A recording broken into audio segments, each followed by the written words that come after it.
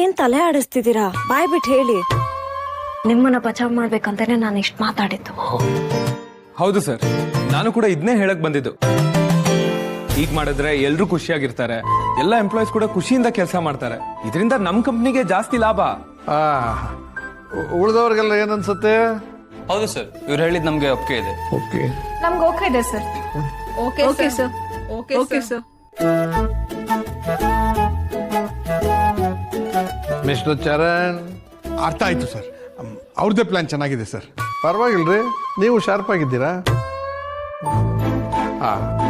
ಏನಮ್ಮ ನಿನ್ನ ಹೆಸರು? ಸೀತಾ. ನಿನ್ನ ಹೆಸರು? ನಿನ್ನ ಹೆಸರು ಹೇಳಯ್ಯ. ಹೆಸರು ಹೇಳಿ. ರಾಮ್. ಸೀತಾ ರಾಮ.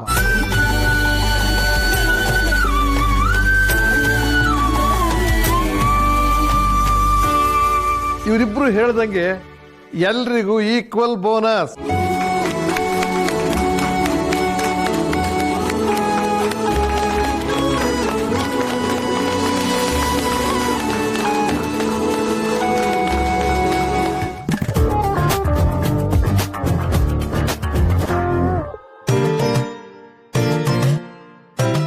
ಏನಾಯ್ತು? ಎಷ್ಟ್ರಿ ಧೈರ್ಯ ನಿಮ್ಗೆ? ನಿಮ್ ಕಡೆ ಥ್ಯಾಂಕ್ಸ್ ಹೇಳೋ ಪದ್ಧತಿ ಇಲ್ವಾ? ಸಾರಿ ಅಲ್ಲ, ಥ್ಯಾಂಕ್ಸ್ ಹೇಳೋ ಪದ್ಧತಿ ಇಲ್ವಾ ಅಂತ ಕೇಳಿದ್ದು. ಸರಿ ಬನ್ನಿ, ನಿಮ್ ಫ್ರೆಂಡು ನಿಮ್ಗೋಸ್ಕರ ಸ್ಪೆಷಲ್ ಆಗಿ ಲಂಚ್ ಪ್ರಿಪೇರ್ ಮಾಡಿದಾಳೆ, ಅದನ್ನ ತಿನ್ನಿ. ನೀವ್ ತಿಂದಿಲ್ಲ ಅಂದ್ರೆ ಅವಳ ಹತ್ರ ಬೈಗುಳನ ನಾನ್ ತಿನ್ಬೇಕಾಗತ್ತೆ. ಬಂದೆ.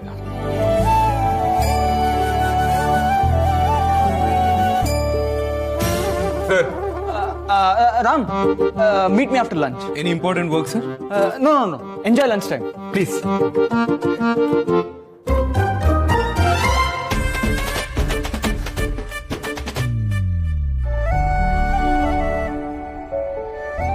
ಲಂಚ್ ಆದ್ಮೇಲೆ ಸಿಗು ಅಂತ ಹೇಳಿದ್ರಲ್ಲ, ನಾನು ಅಷ್ಟೊಂದ್ ಮಾತಾಡಿದ್ದು ಏನು ಯೂಸ್ ಆಗ್ಲಿಲ್ವಾ? ಅದೇನೋ ಬೇರೆನೇ ಇರ್ಬೇಕು ಬಿಡಿ. ಬೇರೆ ಏನಿರುತ್ತೆ, ನಿಮಗೆ ಕ್ಲಾಸ್ ತಗೊಳಕ್ಕೆ ಇರುತ್ತೆ. ಅಷ್ಟು ಜನರು ಮುಂದೆ ನೀವು ಚರಂಡಿಗೆ ಪ್ರಶ್ನೆ ಮಾಡ್ತೀರಲ್ಲ, ನಿಮ್ಗೇನ್ ತಲೆ ಕೆಟ್ಟಿದ್ಯಾ? ಅಲ್ಲ, ನಾನು ಕೇಳಿರಲ್ಲ, ತಪ್ಪೇನಿದೆ? ತಪ್ಪೇನಿಲ್ಲ, ಅದೇ ಇವಾಗ ತೊಂದ್ರೆ ಯಾರಿಗೆ? ನಿಮ್ಗೆ ತಾನೆ. ಹೌದು, ಆಗ್ಲೇ ನೀವು ಥ್ಯಾಂಕ್ಸ್ ಹೇಳೋ ಪದ್ಧತಿ ಇಲ್ವಾ ಅಂತ ಕೇಳಿದ್ರಿ, ಯಾಕೆ? ನಿಮ್ ಕೆಲ್ಸನ ಉಳಿಸಿದ್ದಕ್ಕೆ. Thank you so much. ತುಂಬಾ ಚೆನ್ನಾಗಿ ಮಾತಾಡಿದ್ರಿ. ವೆರಿ ಫನ್ನಿಯಾ? ವೆರಿ ಫನಿ ಅಂದ್ರೆ ನಿಮ್ಮ ಮಾತಲ್ಲಿ ನ್ಯಾಯ ಇತ್ತು ಅಂದೆ. ಆ ಕ್ರೆಡಿಟ್ಸ್ ಎಲ್ಲ ನನ್ ಮಗಳಿಗೆ ಹೋಗ್ಬೇಕು. ಇದೆಲ್ಲ ಅವಳದೇ ಮಾತು, ಆಲ್ಮೋಸ್ಟ್ ಅವಳದೇ ಐಡಿಯಾಸ್. ಗೊತ್ತಾ? ಸಖತ್ರಿ ನನ್ ಫ್ರೆಂಡು, ಪಕ್ಕ ನಂತರನೇ ಅಲ್ವಾ? ಇಬ್ರು ತರ್ಲೆಗಳು ಒಂದೇ ತರ ಇದ್ದೀರಾ. ಈಗ ಬಾಸ್ ನಿಮ್ನ ಕರೀತಾರೆ, ಎಷ್ಟು ಬೈಸ್ಕೋತಿರೋ ಬೈಸ್ಕೋಬೇಡಿ. ಬಾಸ್ ತಾನೆ ಬಿಡಿ, ನೋಡ್ಕೊಳ್ಳೋಣ. ಆಕ್ಚುಲಿ ಅವ್ರು ಒಳ್ಳೆ ಬಾಸು. ನಿಮ್ನ ಸಪ್ರೇಟ್ ಆಗಿ ಕರೆದು ಬೈತಾ ಇದಾರೆ, ಎಲ್ಲಾರ ಮುಂದೆ ಮರ್ಯಾದೆ ತೆಗಿತಾ ಇಲ್ಲ.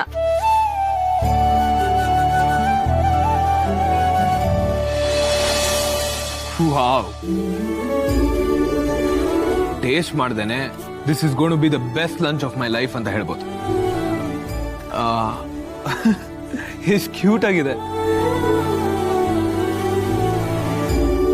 ಈ ರೀತಿ ಚಪಾತಿನ ಪ್ಯಾಕ್ ಮಾಡಿರೋದು ಇದೇ ಫಸ್ಟ್ ಟೈಮ್ ನೋಡ್ತಿರೋದು.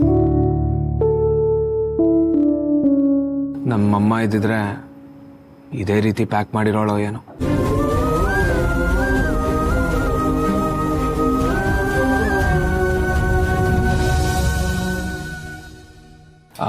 ಇದನ್ನ ಆಮೇಲೆ ತಿಂತೀನಿ. I just want to save this. ಅರೆ, ನಿಮ್ಗೆ ಅಂತಾನೆ ಮಾಡಿರೋದು, ಅದಕ್ಕೆ ತಿಂದ್ರೆ ತಾನೇ ಬೆಲೆ. Yeah right.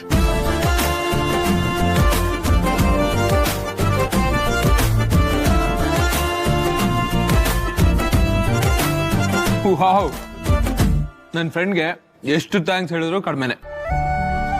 Best lunch from a best friend. Too good. ಸ್ವಲ್ಪ ಫೀಲಿಂಗ್ಸ್ ನ ಕಡಿಮೆ ಮಾಡ್ಕೊಳ್ಳಿ. ಬಾಸ್ ಹತ್ರ ಬೈಸ್ಕೊಳ್ಳೋ ಪ್ರೋಗ್ರಾಮ್ ಕೂಡ ಇದೆ. ಸ್ವಲ್ಪ ನಿಮ್ ಎಮೋಷನ್ಸ್ ನ ಅಲ್ಲೂ ಉಳಿಸ್ಕೊಳ್ಳಿ. ಚಪಾತಿ ಉಳಿಸ್ಕೊತೀನಿ. ಯಾಕೆ? ಆಮೇಲೆ ತಿನ್ಬೋದಲ್ವಾ, ಅದಕ್ಕೆ. Anyways, thanks for the lunch. ನನ್ನ ಫ್ರೆಂಡ್ಗೆ ಥ್ಯಾಂಕ್ಸ್ ಹೇಳ್ಬಿಡಿ. ಥ್ಯಾಂಕ್ಸ್.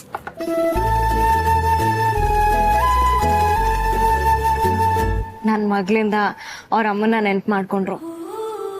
ಯಾರು ನಮ್ಗಿಲ್ಲ ಅನ್ನೋವಾಗ ಯಾರಾದ್ರೂ ಇದ್ದಾರೆ ಅಂತ ಗೊತ್ತಾದ್ರೆ ಆ ಖುಷಿನೇ ಬೇರೆ.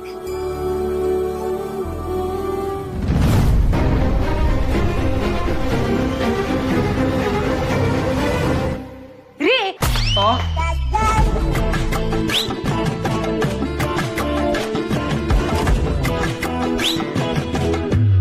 ನಿಮ್ಗೆ ತಲೆ ಕೆಟ್ಟಿದ್ಯಾ?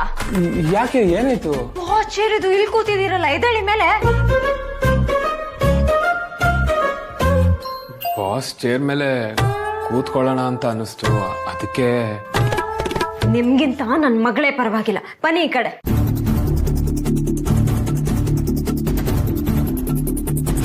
ಈ ಕಡೆ ಬನ್ರಿ.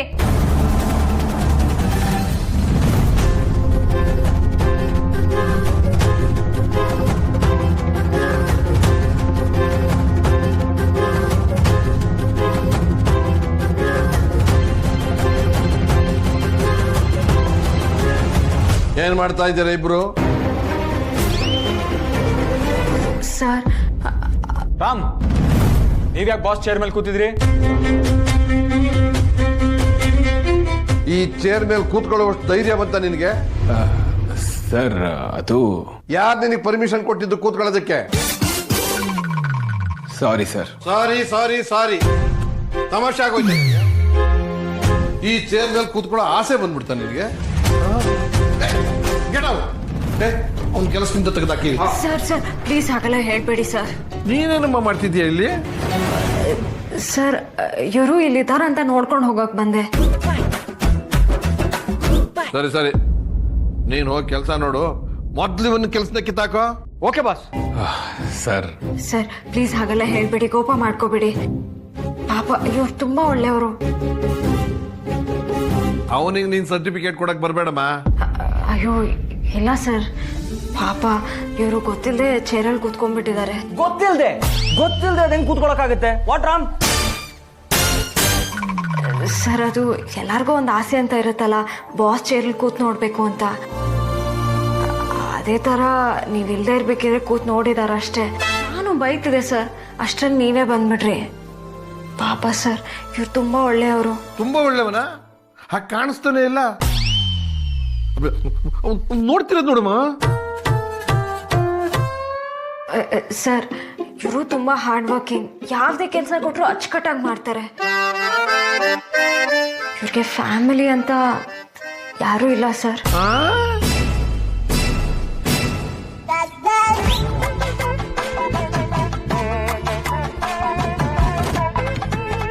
ಫ್ಯಾಮಿಲಿಲಿ ಯಾರು ಇಲ್ವಾ ನಿಂಗೆ? ಹೌದು ಸರ್, ಈಗಷ್ಟೇ ಮದುವೆ ಫಿಕ್ಸ್ ಆಗಿದೆ ಅವರಿಗೆ, ಅಲ್ವಾ ರಾಮ್ ಅವರೇ? ಓ ಹೌದೇನೋ? ಹೌದು ಸರ್, ಲೈಫಲ್ಲಿ ಈಗಷ್ಟೇ ಏನೋ ಒಂದು ಒಳ್ಳೇದಾಗ್ತಿದೆ. ಇಷ್ಟು ವರ್ಷ ತುಂಬಾ ಕಷ್ಟ ಅನುಭವಿಸಿದ್ದಾರೆ.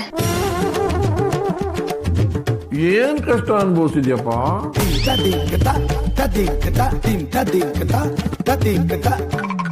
ಸಿಕ್ಕಾಪಟ್ಟೆ ಸಾಲ ಇದೆ ಸರ್. ಫ್ಯಾಮಿಲಿನೇ ಇಲ್ಲ, ಸಾಲ ಹೆಂಗೆ? ಎಜುಕೇಶನ್ ಸರ್, ಸ್ವಂತ ದುಡ್ಡಲ್ಲಿ ಅವ್ರು ಓದಿದ್ದಾರೆ. ಇವನಿಗೆ ಸ್ವಂತ ದುಡ್ಡಿನಿಂದ ಬಂತು?